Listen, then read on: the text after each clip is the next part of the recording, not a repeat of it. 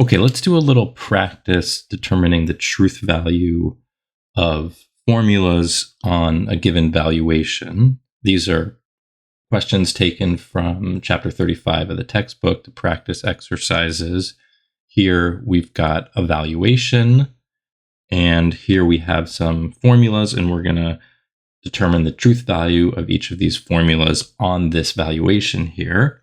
Now, there are a couple ways to approach these questions. One way that works well when you have simpler formulas, like the first several here, is just to use your translation skills and fill in a meaning for the predicate, like L in this case. Maybe let that stand for loves. We know that here M refers to Romeo. So just translate this formula and then see whether it's true or not on the valuation that's given here. So this, if L stands for loves, M refers to Romeo, this would say there is someone that Romeo loves. And now we look at the extension of L, the loves predicate, and we see, okay, here's Romeo, and he loves Juliet on this valuation. So that means that this formula is true. Next, we have this formula for all x, Lx, M. Again, very simple to translate that one. Everyone loves Romeo. Is that true? Well, that would mean that each individual in the domain would have to appear here in a pair with Romeo, where each member is first and Romeo is second. So we see Juliet loves Romeo, but nobody else does. So this is false because not everyone loves Romeo. Next, we have this conditional. There is an x LMX, or if there is an x LMX, then LMN. We know we already determined the truth value of the antecedent here. It's true. What about the consequent? This says Romeo loves Juliet, because N refers to Juliet. And we see that the pair Romeo-Juliet is in the extension of L, so that's true. So the antecedent and the consequent are both true. So this formula is true. For all x, if fx, then not gx. We haven't really assigned a meaning for the purposes of translation to f and g. We don't even necessarily have to. We know, again, just kind of using our fundamental translation skills, that this is saying everything that is f is not g. And so we can look here and look at the things that are f. Romeo and Benedict. Romeo is not G. He isn't in the extension of G. Benedict is also not G. So this is correct. Everything that's F is not G. Now, next we have this formula for all x. If gx, then either LXM or not LMX. This is a little more awkward of a translation. Maybe let's try the other way of approaching this kind of problem, which is to really go through the steps of the official semantics, the official rules that tell you how to calculate the truth value of a formula like this on a valuation. So what we do is we say, okay, here we have this universally quantified formula for all x, blah, blah, blah. And so we look at the instance, if GA, then LAM or not LMA. And the whole idea is this formula, this universally quantified formula, all x meet this condition, is true on this valuation, just in case no matter who we pick out for A, no matter who we let A refer to, this statement would hold. Now, there are 4 options here for who A could refer to. Let's look first at Romeo. Suppose we let A refer to Romeo. Well, then GA would be false because Romeo is not in the extension of G here. So if we let A refer to Romeo, the antecedent of this conditional is false. So it's true when A refers to Romeo. So this is true when A refers to Romeo. Likewise, if we let A refer to Benedict instead,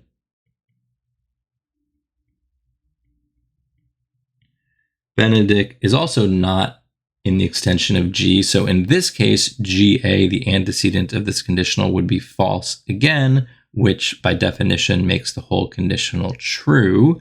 So we know that this would also be true.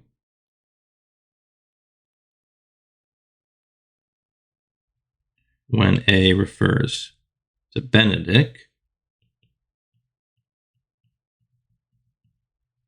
Now, the next option is that A could refer, let's look at Juliet. So in this case, GA is true because Juliet is in the extension of G. So the antecedent would be true. Now we have to look at the consequent. Is Juliet, does she meet this condition? Does she either love Romeo or isn't loved by Romeo?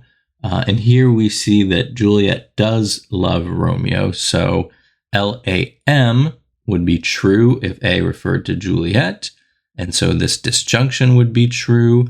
So this conditional would have a true antecedent and a true consequent when A refers to Juliet. So this whole conditional is true when A refers to Juliet.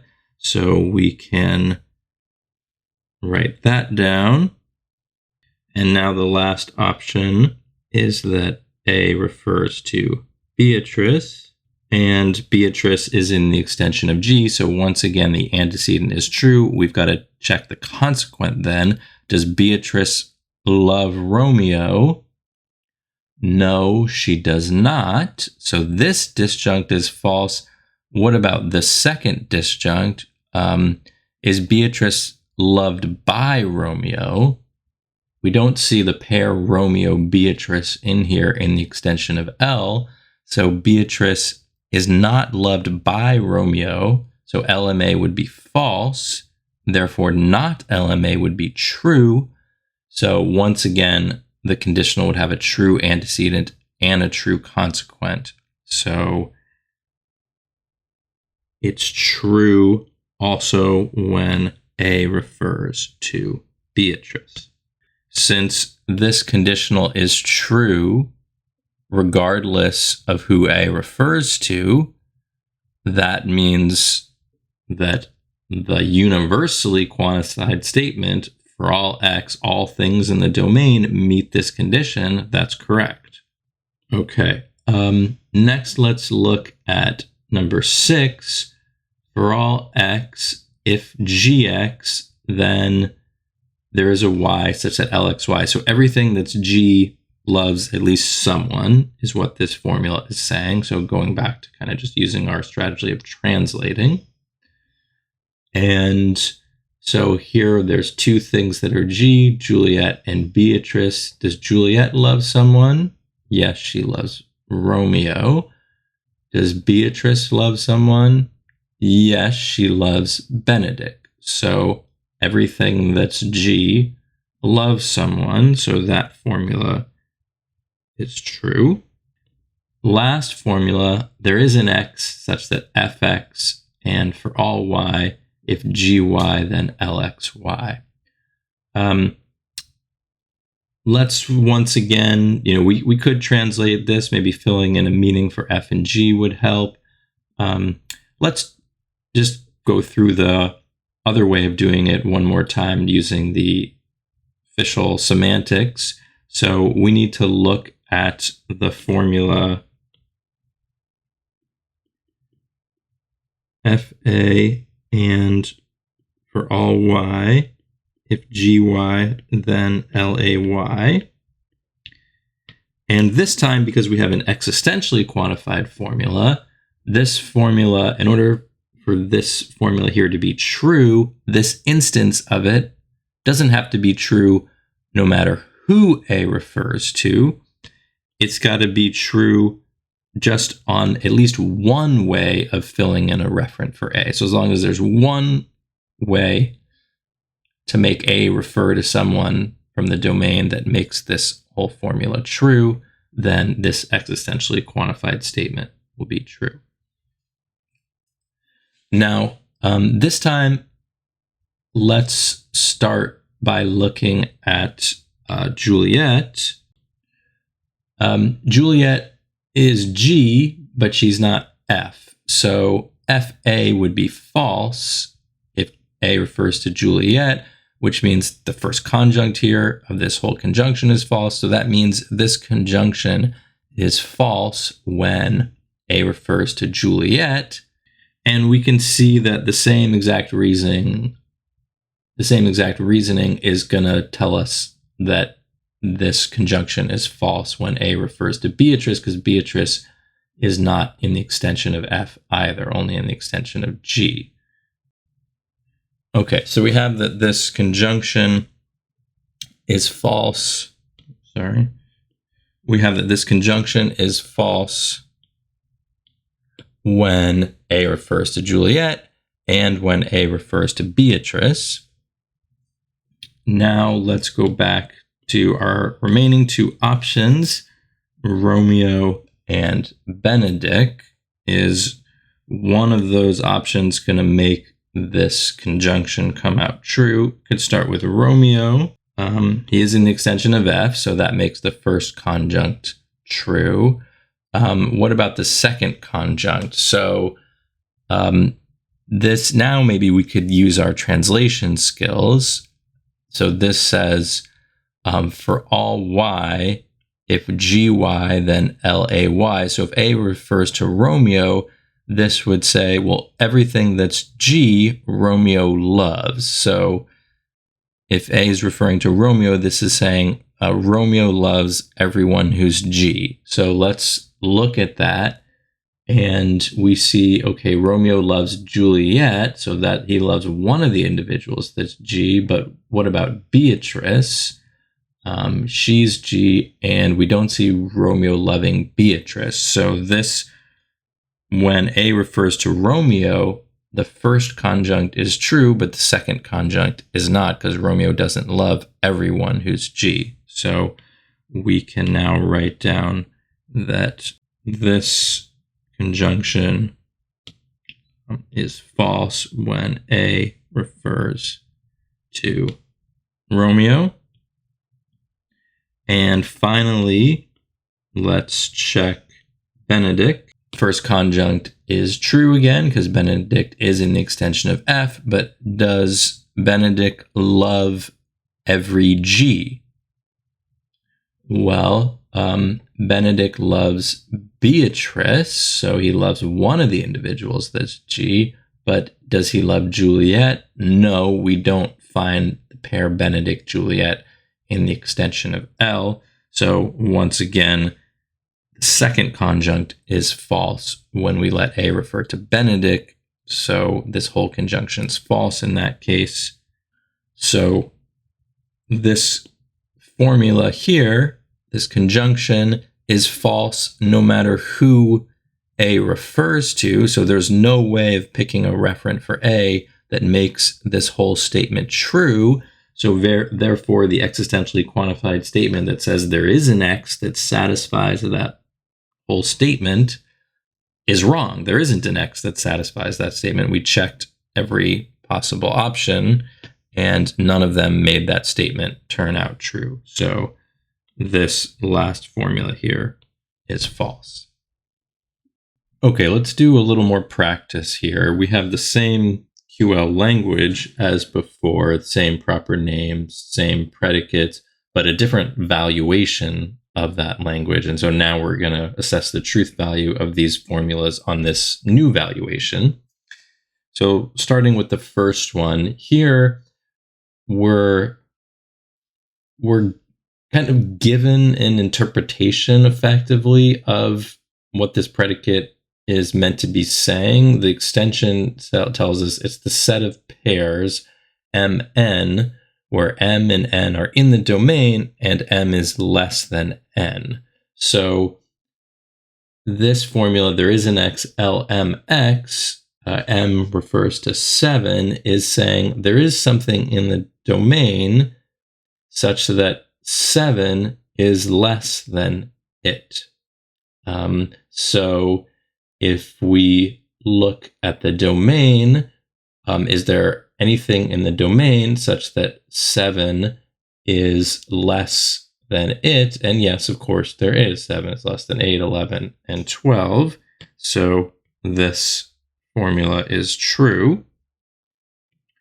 For all x, LXM, this would say for all things in the domain, they bear this relation L to 7. That would mean all things in the domain are less than 7, and that's not true. So this formula is false. Here we have, there is an X LMX, the antecedent, which we already determined is true. The consequent, LMN, N refers to 12, is 7 less than 12? Obviously, yes, it is. So the consequent is true. So we have a true antecedent, true consequent.